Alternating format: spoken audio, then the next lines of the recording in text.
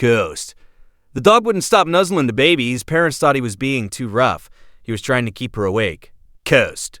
It was 11 in the morning and Poppy, who was 7 months old, had been placed on the living room floor for supervised tummy time when the Husky Kodiak came over and pressed his face against the side of her head. Coast. Poppy lifted her face from the mat. She held it up for a moment, then lowered it again.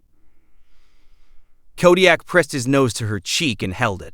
Poppy lifted her head again. Coast. This continued for 3 minutes. Every time the baby's face approached the mat, Kodiak was there. Nose to cheek to nose, gentle, persistent, not letting the baby's face go down. Coast. Isla Brennan watched from the couch and felt the first edge of something uncomfortable. She was on her second maternity leave. Knew tummy time, knew that babies needed to strengthen their neck muscles by lifting and lowering, and knew that an animal repeatedly interrupting that process was not helping. Kodiak, leave her. Coast? He looked at Isla.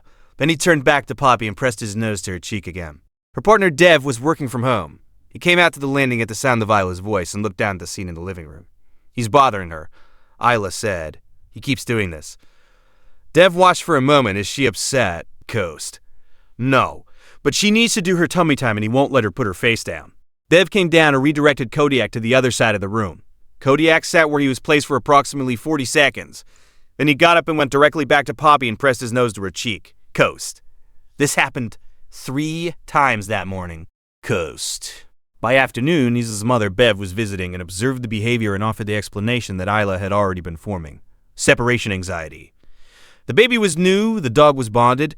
He was hovering because he was anxious about her well-being and expressing it in a way that wasn't useful but wasn't aggressive. Coast. He needs to learn not to interfere, Bev said. Isla put Kodiak in the bedroom during Poppy's floor time for the next 2 days. He lay at the door and made no sound. If you stay for stories about what animals sense before we do, you're in the right place. Subscribe so you don't miss the next one. Coast. On the 3rd evening, Poppy fell asleep on the floor mat during what should have been tummy time. Isla had stepped into the kitchen for 4 minutes. She came back and Poppy was on her stomach, face down, quiet, and Kodiak was on his feet at the bedroom door, scratching at it with both paws at the same time. Coast. Isla crossed the room and picked up Poppy. The baby was slow to respond, slow in a way that Isla's body registered before her brain did. She turned her over. Coast. Poppy's face was flushed and wrong. Her breathing was the breathing of a baby who has been in a face-down position too long, who has been rebreathing her own exhaled air. Isla called the pediatric nurse line. The nurse said go to the emergency room. Coast. At the hospital, they confirmed what Isla had feared but not articulated. Poppy had been showing early signs of a respiratory episode, a pattern of oxygen desaturation that made her uniquely vulnerable to positional airway compromise.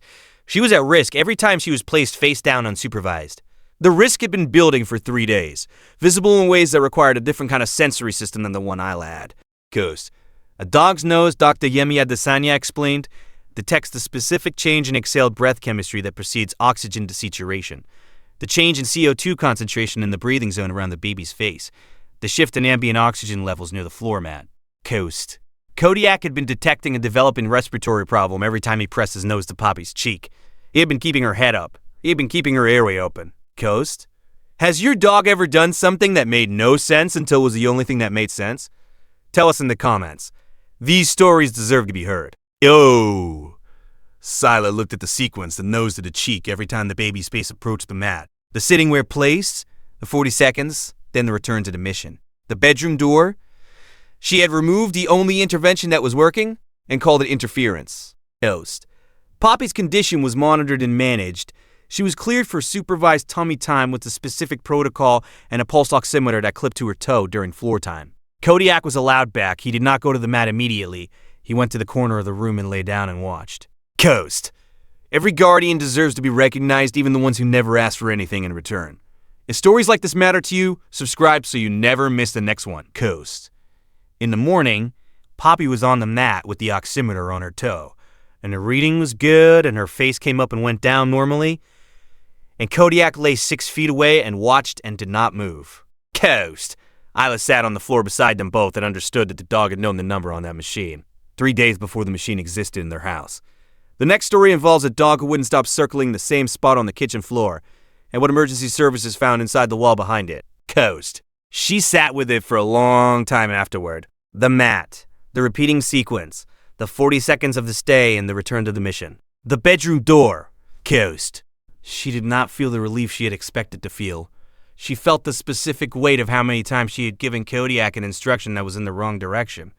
And he had registered it, waited the minimum time and respect required, and done the right thing anyway. Coast. That was not a dog that had learned to interfere. That was a dog that had decided some things were above the instruction chain. She did not correct that judgment. She wasn't sure she deserved to,